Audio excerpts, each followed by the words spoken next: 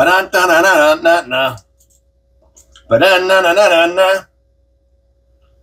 Ba-da-na-na-na-na-na. Ba-da-na-na-na-na-na. Tequila.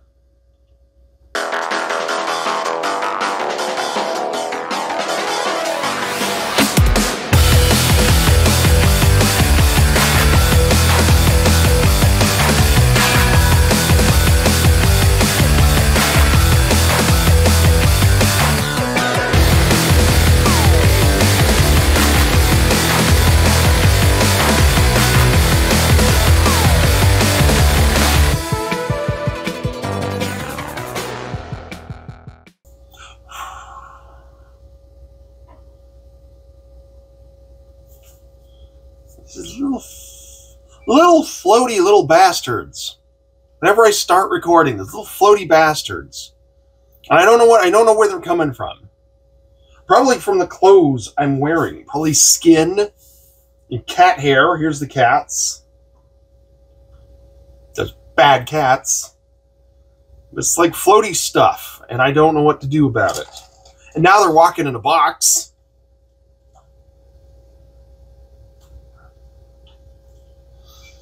All right, what am I playing this week? Well, not a lot has changed.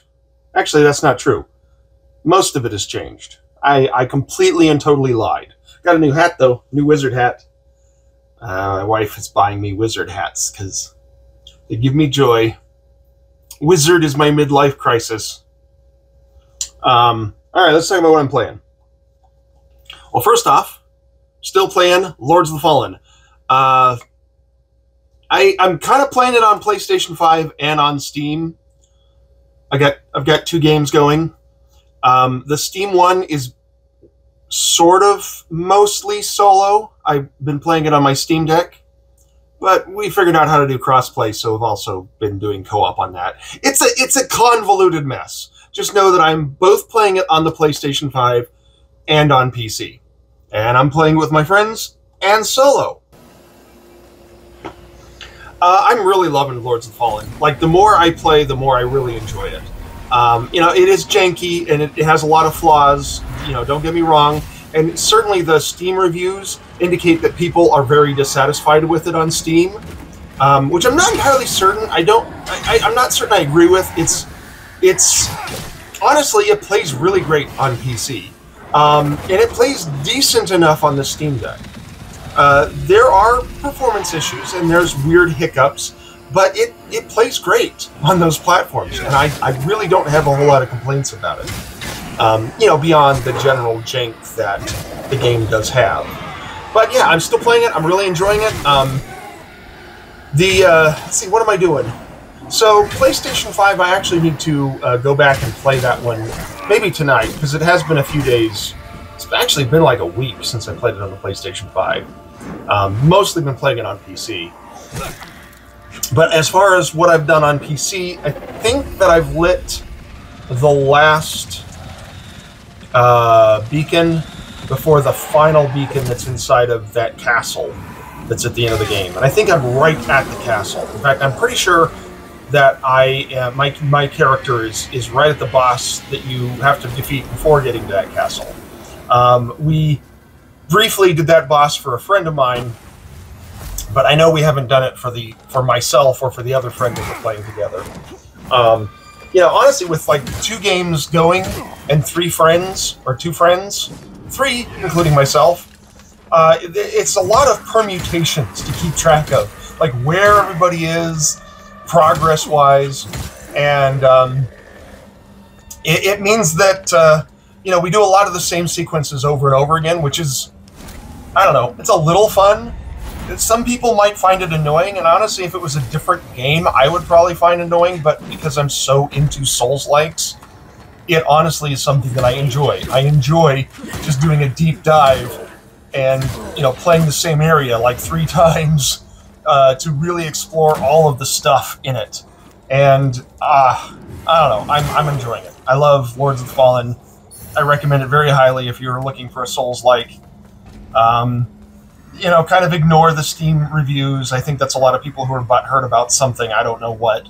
But it's great. I love it. Lords of the Fallen is freaking fun. It's a blast.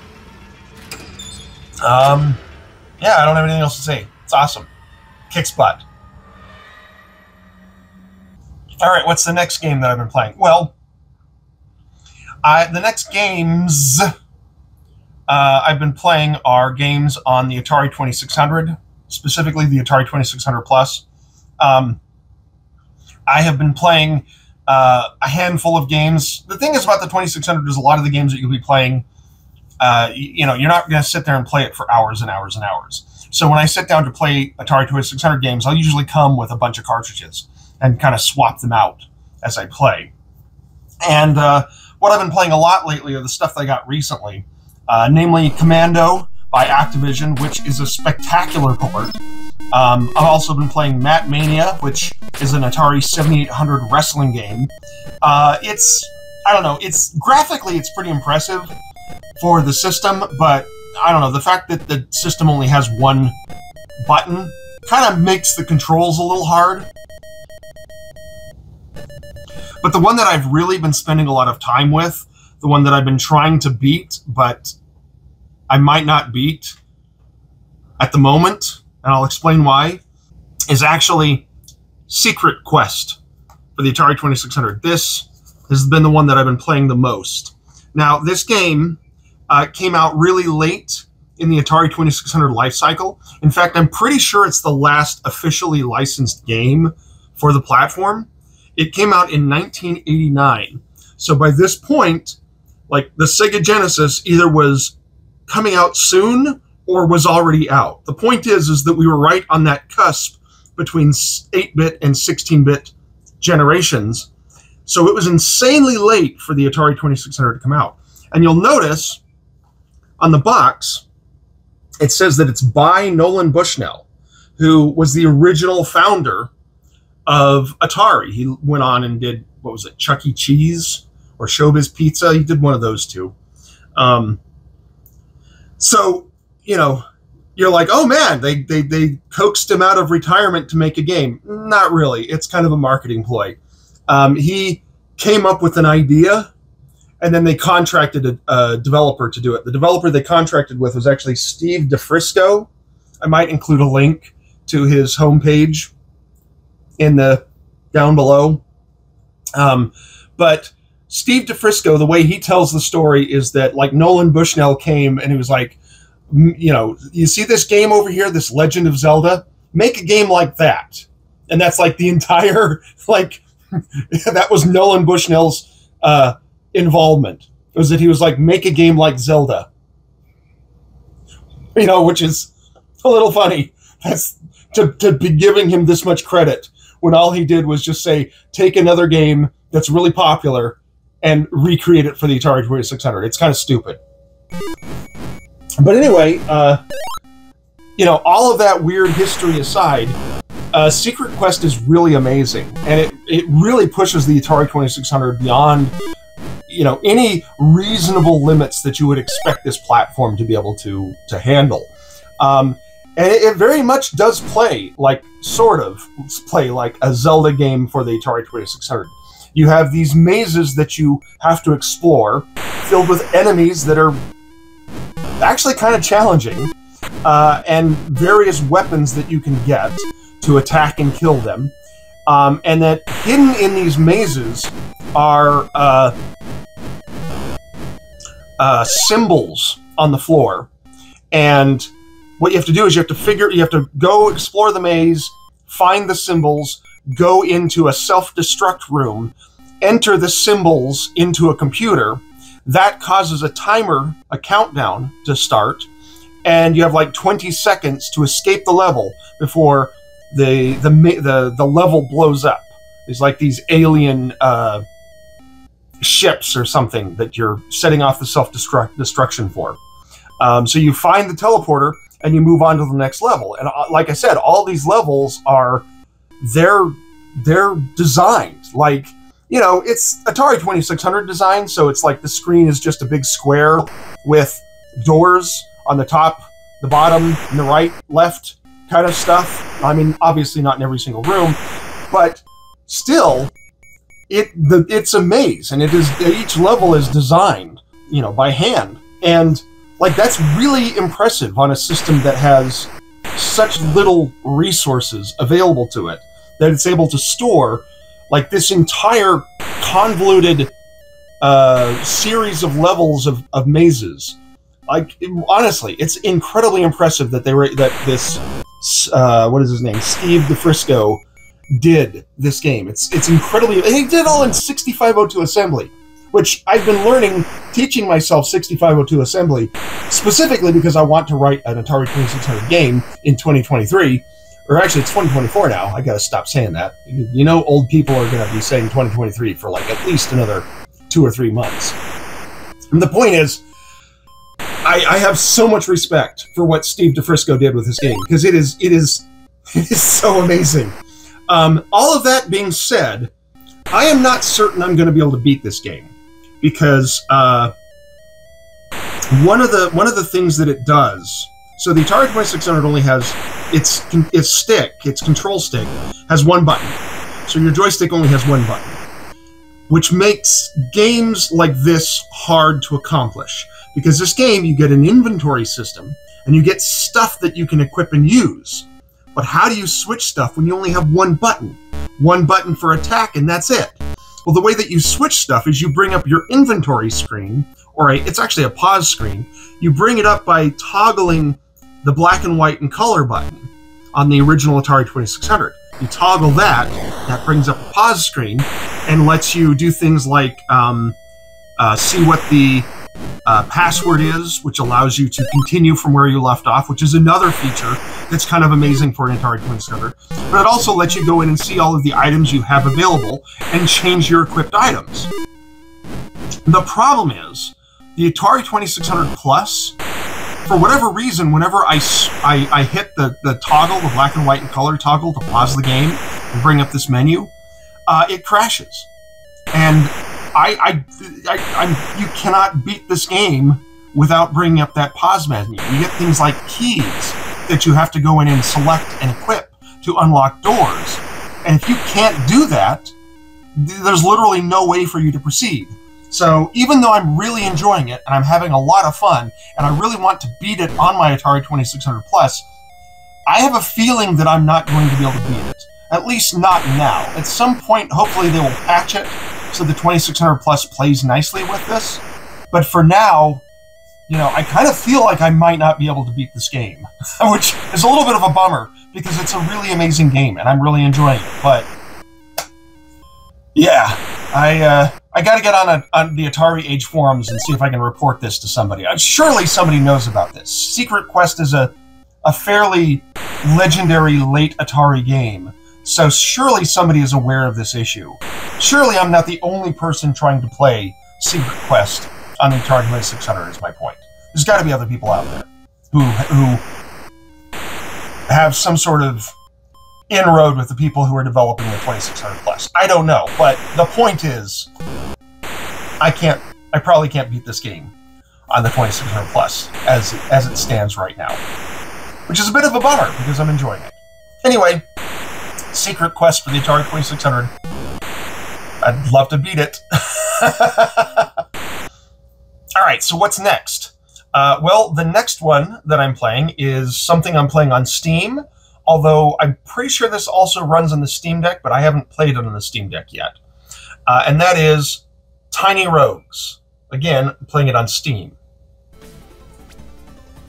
So, Tiny Rogues is actually kind of interesting. It's another one of these roguelites, and it's like a little dungeon crawler where you explore, you know, procedurally generated dungeons. And I'm using, you know, the term procedural very loosely here because the dungeons really are just rooms with exits. But, you know, the enemy placement, the enemy layout is procedurally generated. But you have to try to see how far you can go. And you will fail, but along the way, you know, you're going to get items and equipment to allow you to get a little bit further the next time. And, yeah, it's a roguelite, so it's rinse and repeat. Trying to descend down this, I don't know if it's a tower, I don't know what it is, this dungeon sequence, this video game dungeon sequence. And, you know, you're trying to get to the end, but again, it's roguelite, so you're going to fail and start over. The thing that's interesting is I was playing Tiny Rogues for, I don't know, maybe an hour or two one night. It's one of these games that I'm playing while I like listen to my music. I was playing it one night, I'd been playing it for a couple of hours, and it dawned on me that Tiny Rogues really does play a lot like Secret Quest for the Atari 2600. It has a lot of the same core gameplay conceits as Secret Quest, which is hilarious because I'm also playing Secret Quest, and I didn't intentionally play these two games that were so similar, but they are very similar. I mean, I'm probably showing video of it right now. Look at it. It looks like Atari 2600 Secret Quest. It's got the same sort of boxy rooms filled with enemies that you fight and get items. It's Secret Quest, but it's like a modern Secret Quest. And it's fun. I'm enjoying it. It's a game that I actually bought a while ago on Steam, but I kind of forgot to play it. You know, it was something that came out in a Steam sale, and I picked it up with a bunch of other games, and I always intended on playing it, but I kind of forgot about it. And the only reason I even, you know, played it was they had some new pop-up, you know, and there's some notifier of some new event or new patch that was happening in the game, and I was like, oh yeah, I should go back and play that. And man, am I glad I did, because it's a lot of fun. It's a good game. Tiny Rogues. It's a blast. Okay, the last game that I'm playing is Heretic's Fork. I'm also playing this on Steam. Heretic's Fork is, I think it's in early access still. It's kind of an interesting game. It's, you know how when you very first tried, if this happened to me. I'm assuming it happened to other people. When you very first tried Vampire Survivors, and it was a sort of thing where it's like, man, this really feels fresh. You know, yes, it contains a lot of the same elements of specific games that have come before, but the presentation and the general package of Vampire Survivors felt really fresh. That's what Heretic's Fork feels like. It's a game that has a lot of the same mechanics we've seen before in other games, but they're kind of assembled in a really creative and unique way, and it feels really fresh. It feels like something that I haven't quite played before, and I am really loving it. The basic gist of the game is that you're some sort of demon in hell, and you're doing your, like, desk job of tormenting sinners. And so you're sitting there at your computer, you have the full computer interface, you've got, you know, email and all that stuff. But then when you get into the game, you're in, like, this little arena, and you lay out, I guess traps and weapons to try to torture the sinners who are trying to rush towards the center of the arena. It very much plays like almost like a tower defense, because you're setting up towers and garrisons all in the center of the arena. You don't get to choose where they spawn, but you do get to choose what spawns. And it becomes a tower defense where everything is rushing towards the center of the screen, and you're setting up things to try to prevent them from getting the center. In addition to being kind of a tower defense-y kind of thing, it's also a card game, because all of the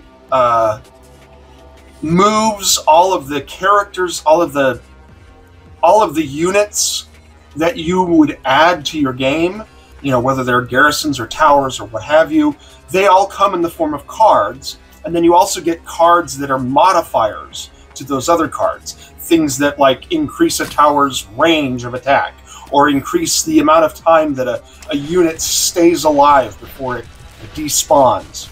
That sort of stuff. And, you know, in addition to being like a card battler, tower defense kind of thing, it also is, in a lot of ways, an auto battler. I mean, it really is an auto battler, because you set up all of your moves, and then you sit there, and you hope that what you have set up is enough to defend your tower this round. And you don't really do anything after that point. There's some other cards you can kind of play to do some active attacks, but even those you don't have to actively do. You can set them on auto attack. It's fun.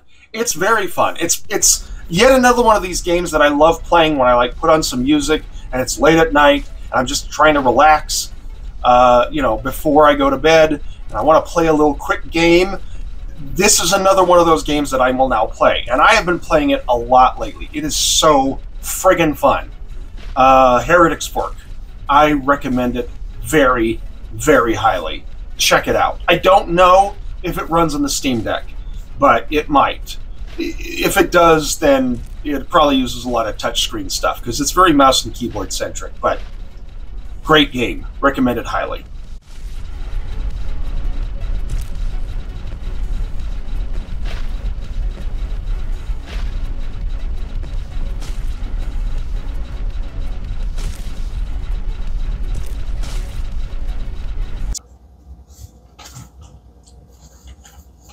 Got an M.2 drive to install on my Poly Mega, little 1 terabyte Western Digital Black. It was like on sale. I really want to get most of my Saturn and many of my Sega CD games ripped to the drive on the Poly Mega.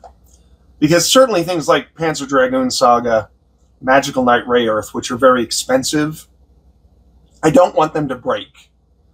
And so ripping them to the drive allows me to keep playing them without using the original media. And this should help me out. This just came today. I didn't unbox it for the video because, But, yeah. Tonight, right now it's lunchtime. I'm recording this at lunch. Tonight after work, I think I'm going to set this up. Anyway, that's it. I got nothing else. See ya.